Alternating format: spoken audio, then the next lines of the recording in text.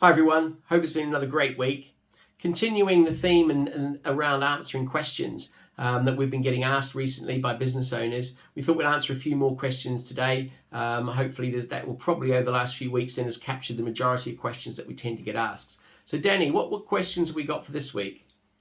What is the cost of hiring a coach and how is this structured?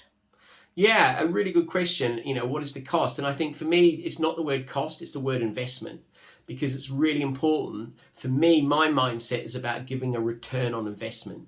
And we need to make sure that the coaching we provide is actually being, if you like, funded out of the growth and the value that we add.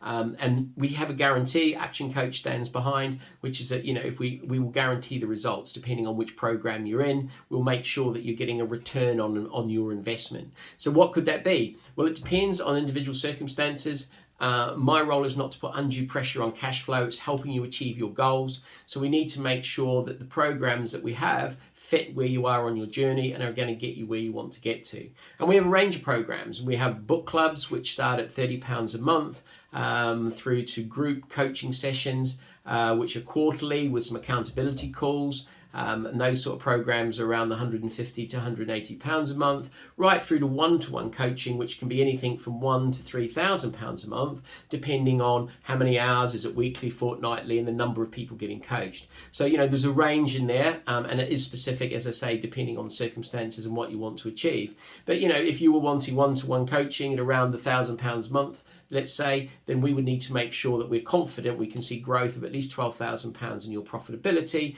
in order that the coaching is paid. My goal is to achieve much more than that, so that you do get that value and return on your investment. Will I have to work more hours? Yeah, that's a really good question. We'll have to work more hours.